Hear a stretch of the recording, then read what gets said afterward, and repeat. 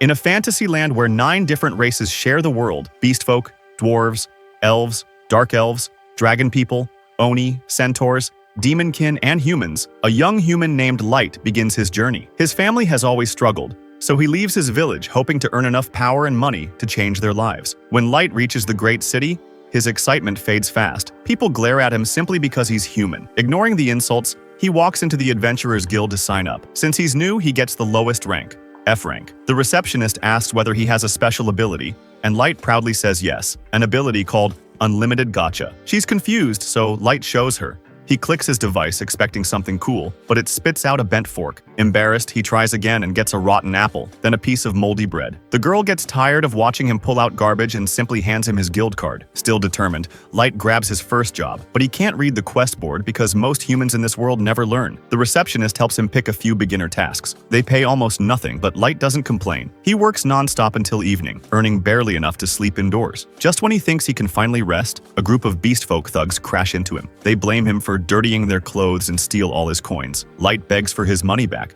but they knock him to the ground and tell him to sleep in a barn. People nearby only sneer, calling humans worthless. As he lies there shaking, a young elf woman kneels beside him. Shocked, he tries to apologize for touching an elf, but she gently tells him he's safe. Others around her are disgusted that an elf would even help a human. Light wonders if he's dreaming, but she simply smiles and pulls him to his feet. More figures appear, each from a different race. They introduce themselves as members of a group called the Concord of Tribes, a team representing all 9 races. Their roster is almost complete. The only one missing is a human, and they want Light to join. They explain that their goal is simple but noble, to end discrimination between the races and create a world where everyone is equal. Their leader assures Light that they truly mean it. Overwhelmed but hopeful, Light agrees. Weeks later, Light is traveling with them inside the most dangerous dungeon on the continent, the Abyss. The others easily slice apart giant monsters while Light struggles to stay alive. Sasha, the elf who first helped him, constantly checks on him, worried he might get hurt. The rest of the team teases her, saying she's always soft whenever Light is nearby. Feeling useless, Light apologizes, but Drago, the Dragonute, comforts him by saying he enjoys the tea. Light brews for everyone. That small compliment helps Light relax. Soon,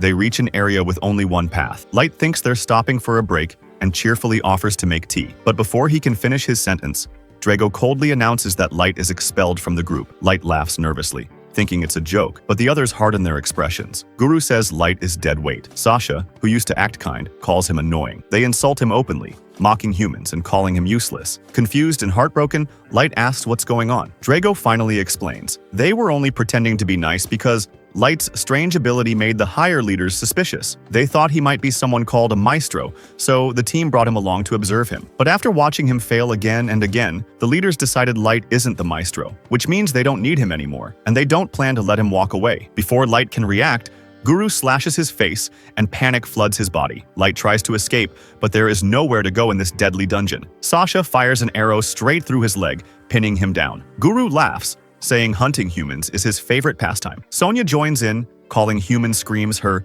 favorite music. Guru kicks Light over and over, ignoring Drago's command to stop. Light realizes the horrifying truth. They didn't bring him here to join them. They brought him here to kill him. Sasha suddenly reminds the group about their plan. If they want people to believe Light died inside the Abyss, they must make his wounds look like a monster killed him. No clean cuts, no evidence, just a body torn apart by beasts. Guru steps forward with a sick grin, saying, Light was fun to torture, so he isn't going to make the ending painless. Light drags himself across the ground, barely breathing, wondering how everything turned into this nightmare. His voice cracks as he screams that he doesn't want to die, and the floor lights up beneath him. Without realizing it, he activated a hidden teleport trap. Drago yells for Guru to catch him, but the teleport triggers too fast. Light disappears in a flash. A moment later, he's dumped somewhere else inside the dungeon, but he's not safe. His wounds are deep, he can hardly stand, and the creatures lurking here will finish him instantly if they find him. His thoughts swirl around his family and the fake smiles the group used to trick him. He truly believed they were becoming friends, but the truth was cruel. They enjoyed hurting him, and they were excited to watch him die. The pain in his chest turns into something sharper, hatred. Light swears he will make every single one of them suffer. He doesn't care how impossible it sounds. They will pay. But before he can even breathe, a massive creature crawls out of the darkness. Light freezes when he sees its level 1000. That shouldn't even exist. Monsters like that belong in legends. Then the chilling realization hits him. He hasn't been teleported somewhere random. He's been sent to the very bottom of the abyss. There is no escape. The monster lunges toward him and Light forces himself to stand. If he dies here,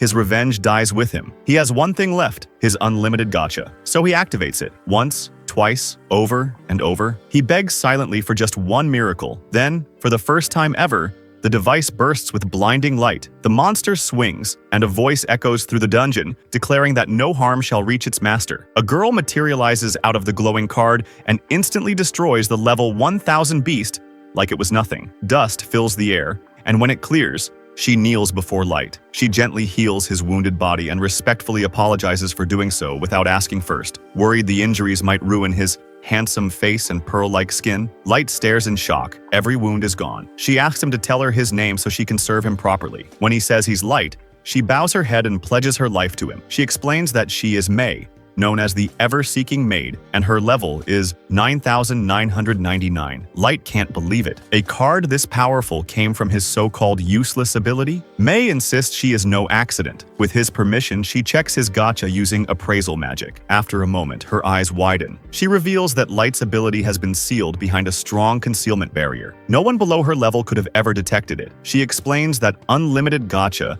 can pull items endlessly, and the rarity depends on the mana of the area he stands in. The deeper the place, the higher the mana, and the higher the chance of getting insanely rare cards. She lists the ranks from highest to lowest: extra, super, ultra rare, triple S rare, double S rare, rare, normal, error. Light never understood any of this. May explains gently that near the surface the mana is too thin, so his gacha mostly produce junk, but down here, at the very bottom, the mana is overwhelming, which is why summoning someone like her became possible. May praises him for bravely reaching this depth on purpose, thinking he came to unlock his full power, but Light tells her the truth. He didn't come here by choice. His own party betrayed him, stabbed him, kicked him, shot an arrow through his leg, and left him to rot. The memories crash down, and his voice wavers with fury and grief. Without hesitating, May wraps her arms around him, telling him she's sorry for what he endured. She begs him to order her to hunt down all of the traitors and bring their heads back as trophies. Light steps back, shaken, not because he feels mercy for them, but because revenge done for him won't satisfy him. He says he wants to destroy them with his own hands. He blames his weakness,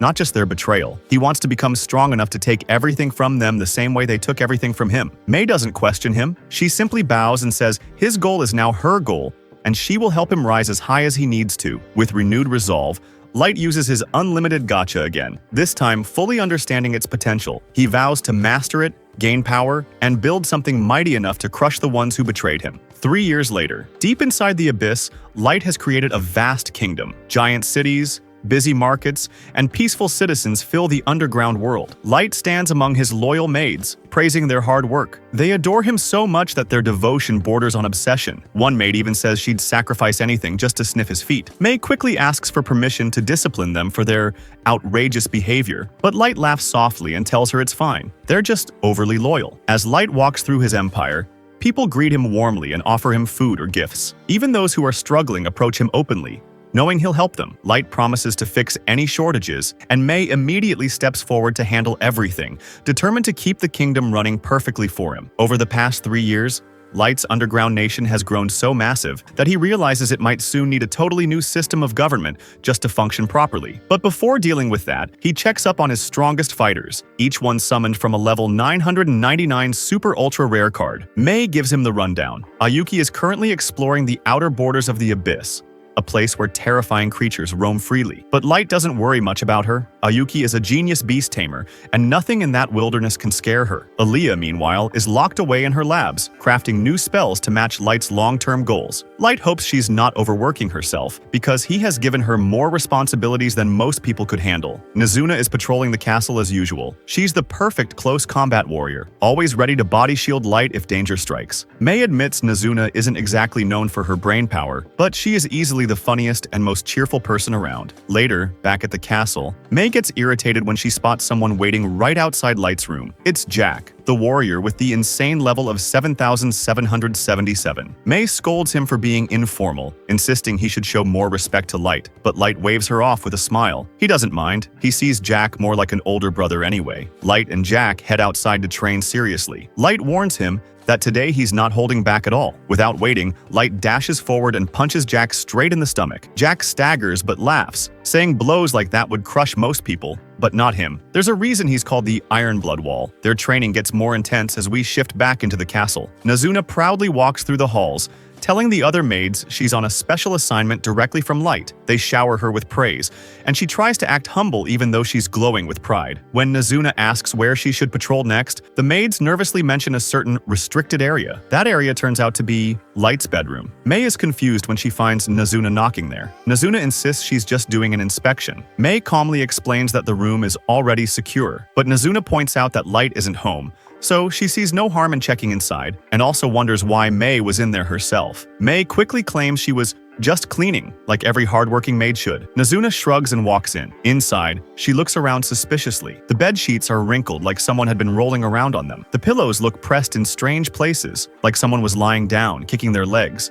or maybe even sniffing them. May stays perfectly calm and says this is part of her top-secret bed-making style. Nazuna instantly believes her and compliments her advanced techniques, saying May truly deserves her position as Light's first summon. Nazuna then hands over a letter from the other maids. The message states that they're tired of May hogging Light's room. They demand equal cleaning access and even started a petition to remove May as head maid. The note ends with a rude, "Get wrecked." Nazuna politely asks if May needs help dealing with the issue. May declines and says she'll settle it herself. She even tips Nazuna for delivering the message, which sends Nazuna into pure joy. Nazuna immediately rushes to the markets to spend her reward. She wastes no time buying her all-time favorite snack, milk and pancake sandwiches.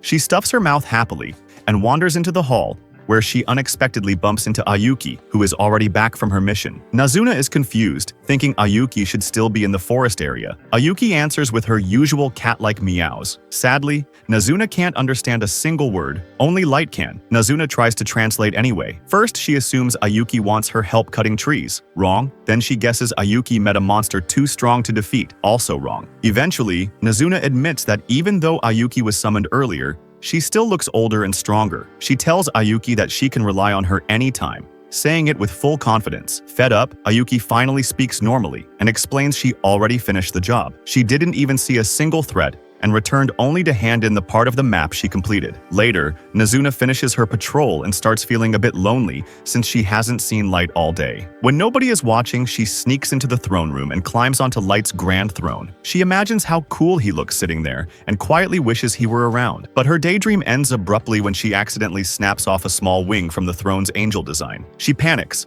slaps it back in place, and runs away before anyone notices. Meanwhile, outside, Light and Jack finish their training. Jack comments that Light has become so strong that he can now weaponize his entire body. Light credits Jack's teaching for the improvement. Jack admits that only a tiny number of beings in the Abyss could possibly fight Light equally now. And since the Abyss contains some of the strongest monsters in the entire world, that means even fewer beings on the surface could rival him. But Jack isn't saying it to praise him. He's reminding Light that the world still holds enemies stronger than he can imagine. Light takes that seriously. He knows the surface is unpredictable, and he refuses to become complacent. His journey isn't finished. His revenge isn't complete. Elsewhere, May summons the maids for a meeting. The maids pretend they have no idea why they were called. May calmly repeats every single word from the threatening note they wrote, including the final, "Get wrecked." Instant regret fills the room. All the maids bow, apologize, and try to defend themselves. One says they only wanted to help because May is always overworking herself. Others jump in with excuses, but none of them explain why they wrote such rude comments, or why they sent Nazuna to do their dirty work. Their unity falls apart as they start blaming one another. May stops them and denies their request to enter Light's room. Instead, she assigns them punishment duty, cleaning the entire hallway leading to the throne room, and they must scrub every inch without magic. The hallway is absurdly long, and the maids groan, realizing the nightmare ahead. But May stands firm. She also mentions that she'll soon be heading to the surface for a special mission from Light, leaving them speechless.